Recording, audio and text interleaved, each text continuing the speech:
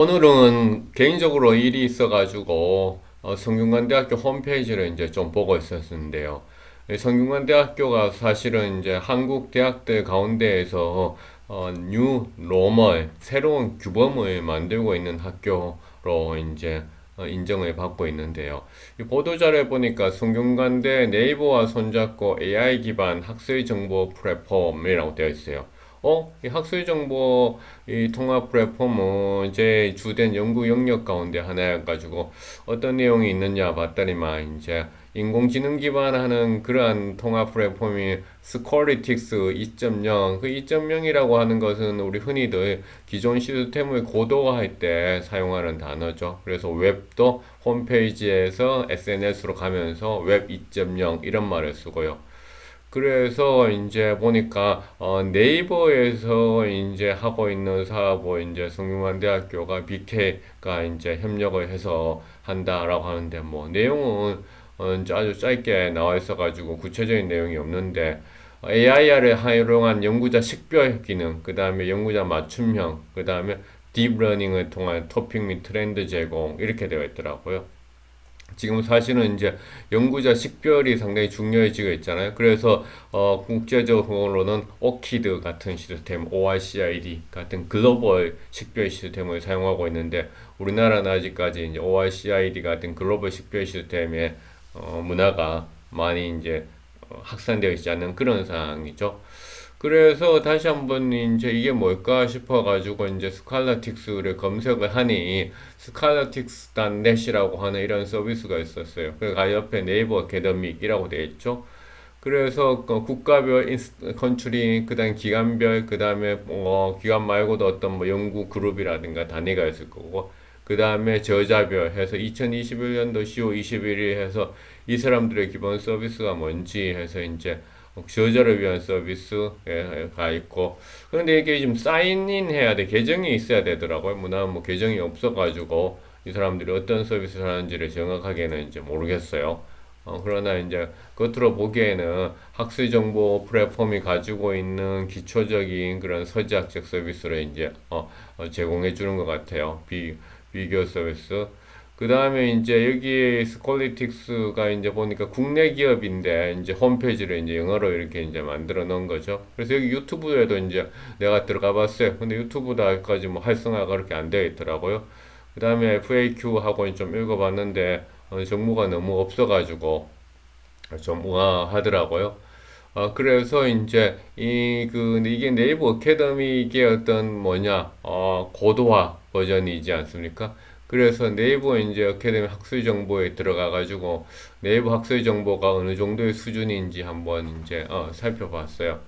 그래서 저자 검색에 가서 내가 이제 내 이름인 이제 박한우로 이제 치고 타이핑을 해봤어요. 그 다음에 학술 논문으로 돼 있어가지고 검색을 이제 해보니까 학술 논문들 가운데에서 내 논문 네이버가 이제 원문 보기, 그 다음에 도서관 링크, 그 다음에 이제 관련 순순, 또 피인용 순 해서 이제 이렇게 이제 제공을 하고 있더라고요.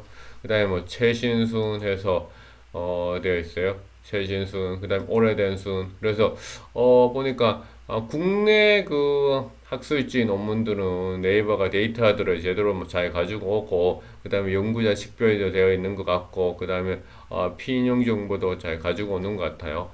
아무래도 이제 그 국내 거는 한국연구진흥재단, 그 다음에 한국과학기술정보연구원, KSCI, 그 다음에 한국연구진흥재단의 KCI 이런 시스템하고 연동을 해서 갖고 오는 것. 원문 보기도 보니까 NRF로 되어 있네요. 연구재단. 그 다음에 크로스 레퍼런스 이제 두 가지로 이제 연결이 되며 있으니까 이제 한국어 이제 쪽은 자연적 갖고 오는 것 같아요. 그러니까 오래된 순 뭐 해서 나와 있고 근데 정확하게 이제 이 인용 피인용 수의 계산 방식은 어떻게 되는지는 모르겠고 현재로서는 이제 그냥 단순 카운트만 되어 있어요.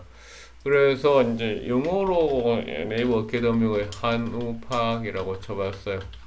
한우박이라고 쳐보니까 논문이 이제 관련선 수운하니까 2015년도에 캐롤라인 와그너 엄청 유명한 교수였죠. 루츠 레이더스로프하고 했는 논문들.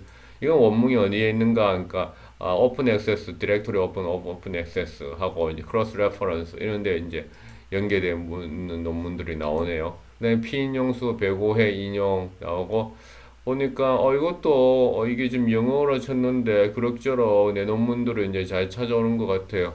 잘 찾아오는 것 같아요.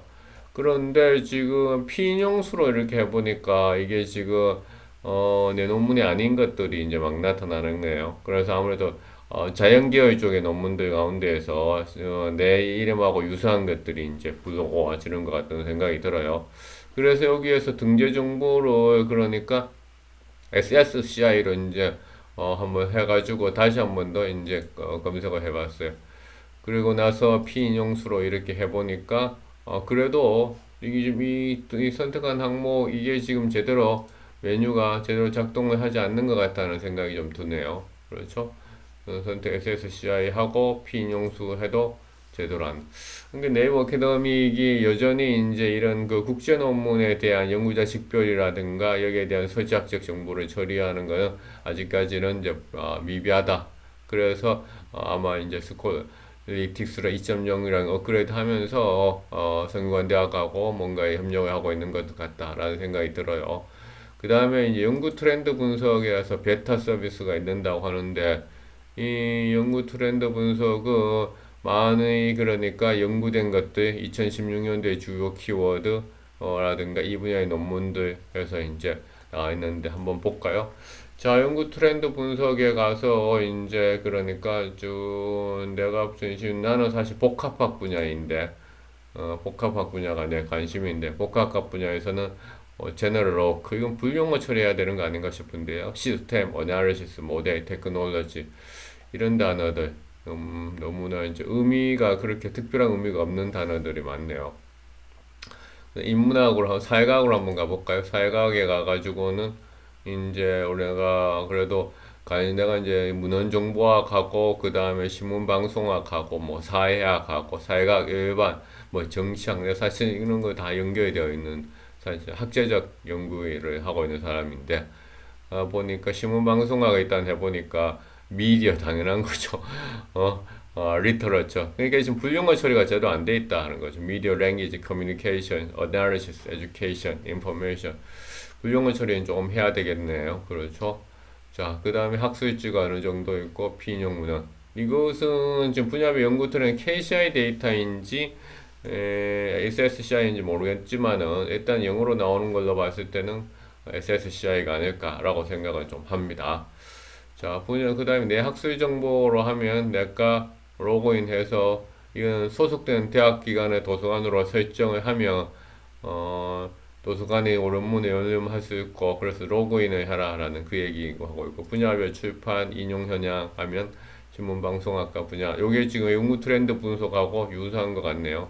분야에서 많이 인용된 문헌들 영어로 많이 들어오는 피인용 현황 참고 문항 현황 신문방송학 분야 이 분야 참고한 문헌 이건 논문이 아니라 이제 책도 다 포함되는 그런 거네요. 책도 많이 포함되어 있다라는 거죠.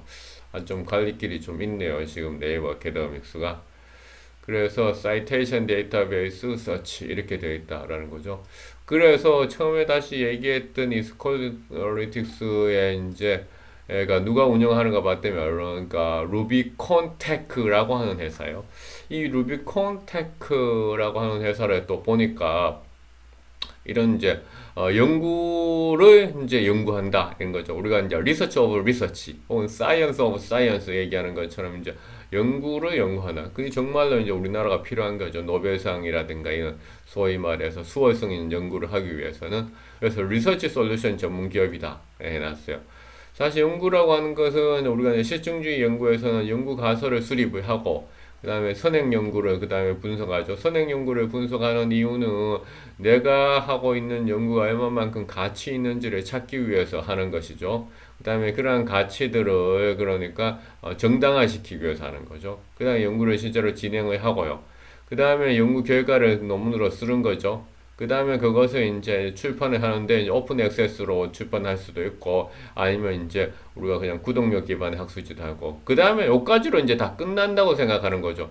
수리, 연구 가설, 수리, 선행 연구 분석, 연구 진행, 논문 작성, 출판. 논문 출판됐다. 끝나는데 사실은 이제 우리 그 선진국에서는 이 부분이 더 중요해. 연구 성과를 어떻게 내가 분석하고 내 피인용이 어떻게 일어나고 있는지, 그 다음에 그것을 어떻게 확산시킬 것인지 그런 일을 하는 이제 기업들도 많이 나타나고 있죠.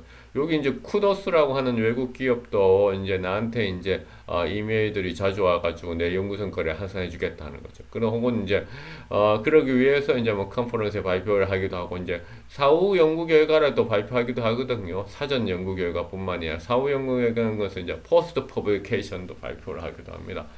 그렇죠. 그다음에 여기 루비콘은 보니까 쿠도스가 있네요. 그렇죠. 쿠도스. 쿠도스가 이제 이런 것을 이제 연구, 리서치 모빌리제이션이라고 흔히들 나는 얘기하는데, 연구, 리서치 모빌리제이션. 이것을 이제 하는 그런 회사 가운데 하나죠. 그래서 이쪽 분야에서 어떤 좀 약간은 뭐 메이저는 아니고, 마이너, 메이저, 그 다음에 준 메이저, 뭐 이렇게 나누고, 그 다음에 마이너라면 좀 약간 아주 마이너 쪽 사람들하고 파트너가 좀 있다. 그렇죠. 루비콘텍이라고 하네요. 그래서 일단 이런 학습 플랫폼 기업들이 이제 계속 등장하는 거고 있는 것은 정말 한국의 그러니까 연구 환경이 고도화되고 있고 선진국화되고 있고 글로벌화되고 있다라는 것을 이제 알 수 있었습니다. 이상입니다.